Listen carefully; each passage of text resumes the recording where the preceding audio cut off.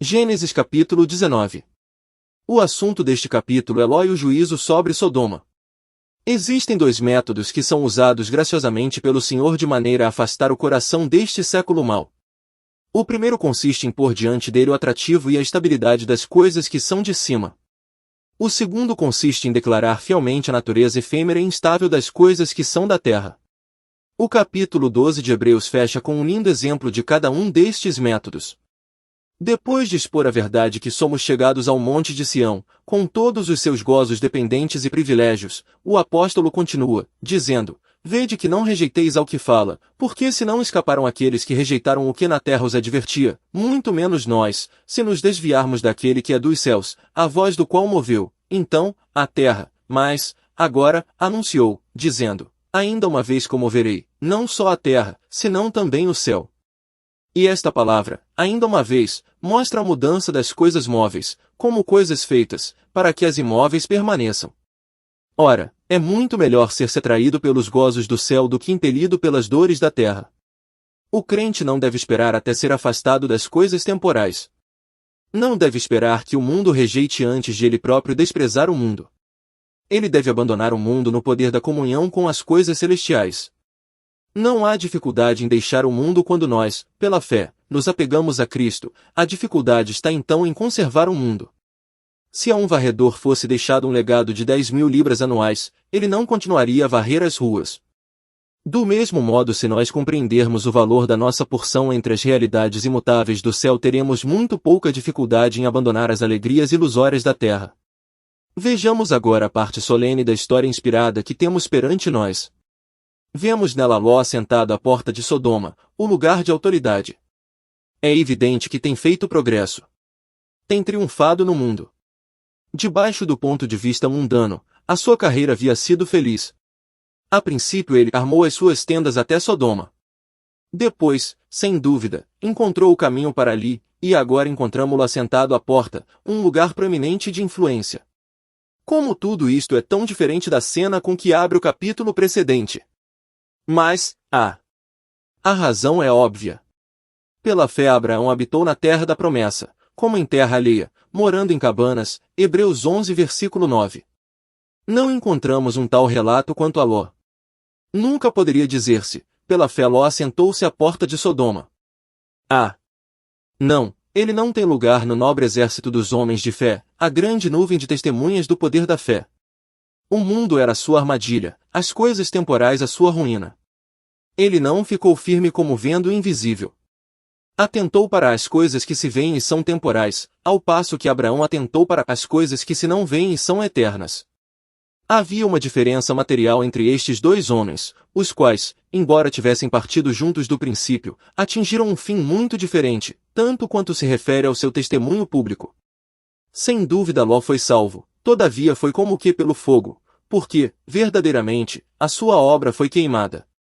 Pelo contrário, Abraão teve uma entrada abundante no reino eterno de nosso Senhor Jesus Cristo. Seria uma pergunta sondável para o coração se disséssemos: estou fazendo isto por fé.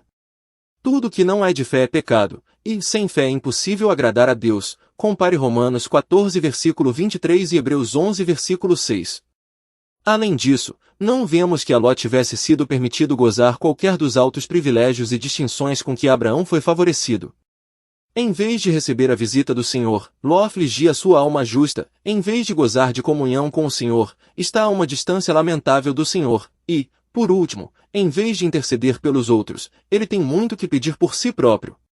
O Senhor ficou para conversar com Abraão e limitou-se a mandar os seus anjos a Sodoma, e estes anjos puderam com dificuldade ser persuadidos a entrar em casa de Ló ou aceitar a sua hospitalidade, e eles disseram: não, antes na rua passaremos a noite.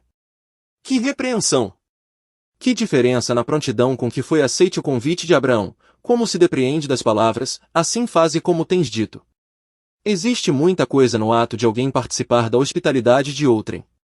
Quer dizer, quando encarado inteligentemente, plena comunhão com ele, entrarei em sua casa e com ele cearei, e ele comigo. Apocalipse 3 versículo 20, se haveis julgado que eu seja fiel ao Senhor, entrai em minha casa, e ficai ali. Atos 16 versículo 15. Se Paulo e Silas não tivessem julgado Lídia fiel, não teriam aceitado o seu convite. Por isso as palavras dos anjos a Ló encerram uma condenação da sua posição em Sodoma. Preferiam ficar toda a noite na rua a entrar debaixo do telhado de um que estava numa posição má. De fato, o seu único objetivo indo a Sodoma parece ter sido de libertar Ló, e isto, também, por causa de Abraão, pois que lemos, e aconteceu que, destruindo Deus as cidades da campina, Deus se lembrou de Abraão e tirou a Ló do meio da destruição, derribando aquelas cidades em que Ló habitava. Isto é fortemente acentuado. Foi simplesmente por amor de Abraão que se permitiu a Ló escapar. O Senhor não simpatiza com uma mente mundana, e foi uma mente assim que levou Ló a estabelecer-se entre a corrupção dessa cidade culpada. A fé nunca o levou para ali, nenhuma mente espiritual lhe indicou o caminho para lá, a sua alma justa nunca o deixou lá. Foi precisamente o amor por este século mau que o levou em primeiro lugar a escolher, depois a armar as tuas tendas, e por fim a assentar-se à porta de Sodoma. Mas ó! Que parte ele escolheu? Era verdadeiramente uma cisterna rota que não podia reter água, uma cana quebrada que feriu a sua mão. E uma coisa amarga, de qualquer modo, orientarmo-nos por nós próprios, podemos estar certos de fazer os erros mais graves. É infinitamente melhor deixar que Deus nos guie em todos os nossos caminhos e entregá-los, no espírito de uma criança, ao Senhor, que quer e pode fazer tudo por nós, por a pena, com efeito, na sua bendita mão, e deixá-lo delinear toda a nossa carreira, segundo a sua sabedoria infalível e o seu amor infinito.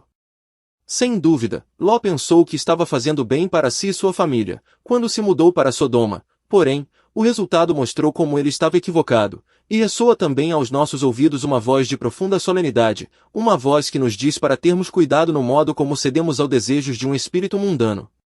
Contentai-vos com o que tendes. Por quê? E por que temos uma boa situação no mundo? Por que temos tudo que os nossos corações enganadores procuram? Por que não há nem sequer uma simples fenda nas nossas circunstâncias por meio da qual um desejo vão possa escapar-se? Deve ser este o fundamento do nosso bem-estar de modo nenhum. Então, porque ele disse, não te deixarei nem te desampararei, Hebreus 13 versículo 5. Bendito quinhão! Se Ló estivesse contente com o que tinha, nunca teria procurado as planícies bem regadas de Sodoma. Além disso, se precisarmos de mais algum estímulo para o exercício de um espírito satisfeito, temo-lo verdadeiramente neste capítulo. O que ganhou Ló no caminho da felicidade e satisfação? Muito pouco, na verdade. Os habitantes de Sodoma rodearam a sua casa e ameaçaram invadi-la. Ele procura acalmá-los por meio de uma proposta deveras humilhante, mas tudo em vão. Se alguém se mistura com o mundo, com o propósito de engrandecimento, deve dispor-se a aguentar as tristes consequências. Não podemos lucrar com o mundo, e, ao mesmo tempo, dar testemunho eficaz da sua impiedade. Como estrangeiro, este indivíduo veio aqui habitar e quereria ser juiz em tudo. Versículo 9. Isto nunca dará resultado. O verdadeiro modo de julgar é permanecer à parte, no poder moral da graça, não no espírito soberbo do farisaísmo. O esforço para reprovar os caminhos do mundo, ao mesmo tempo que aproveitamos com a nossa companhia com ele, é vaidade. O mundo prestará pouca atenção a uma tal reprovação e um tal testemunho. Aconteceu assim, também, com o testemunho de Ló perante os seus genros, foi tido por zombador aos olhos deles.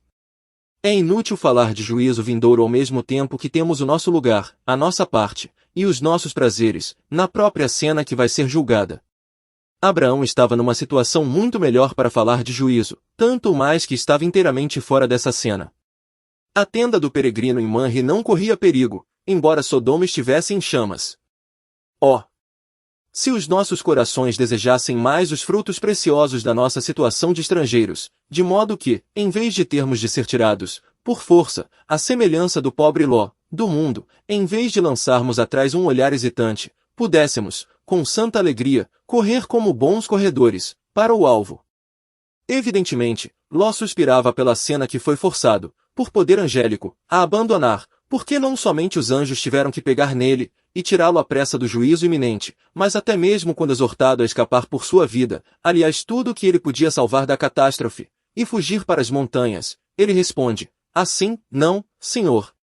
Eis que, agora, o teu servo tem achado graça aos teus olhos, engrandeceste a tua misericórdia que a mim me fizeste, para guardar a minha alma em vida, mas não posso escapar no monte, pois que tenho medo que me apanhe este mal, e eu morra. Eis, agora, aquela cidade está perto, para fugir para lá, e é pequena, ora, para ali me escaparei, não é pequena, para que minha alma viva. Que quadro! Parece-se com um homem a afundar-se, pronto a agarrar-se até mesmo a uma pena flutuante. Apesar de o anjo mandar fugir para o monte, ele recusa, e agarra-se apaixonadamente à ideia de uma pequena cidade, um pequeno bocado do mundo. Temia a morte no lugar para onde Deus misericordiosamente o mandava, sim, temia todo o mal e só podia esperar segurança em qualquer pequena cidade, qualquer lugar de sua própria invenção. Ora, para ali me escaparei, para que minha alma viva. Como é triste! Não se lançou inteiramente em Deus. Oh! Ele tinha andado tanto tempo longe dele. Havia respirado tanto tempo a atmosfera densa de uma cidade que não podia apreciar o ar puro da presença divina, ou encostar-se ao braço do Todo-Poderoso. A sua alma parecia completamente transtornada, o seu ninho terrestre havia sido repentinamente despedaçado, e ele não se sentia capaz de se refugiar, pela fé, no seio de Deus.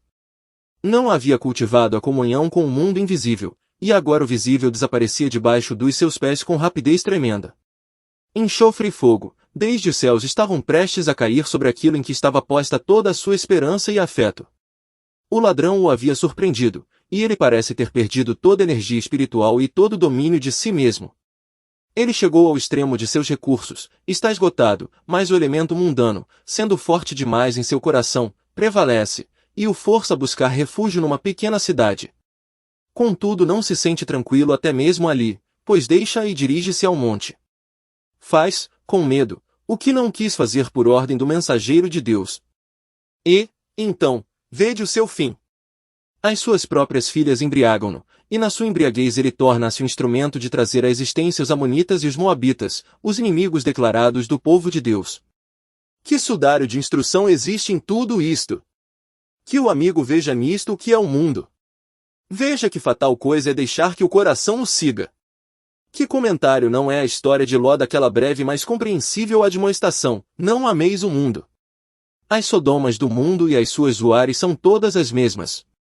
Não existe nelas segurança, nem paz, nem descanso, nem satisfação durável para o coração.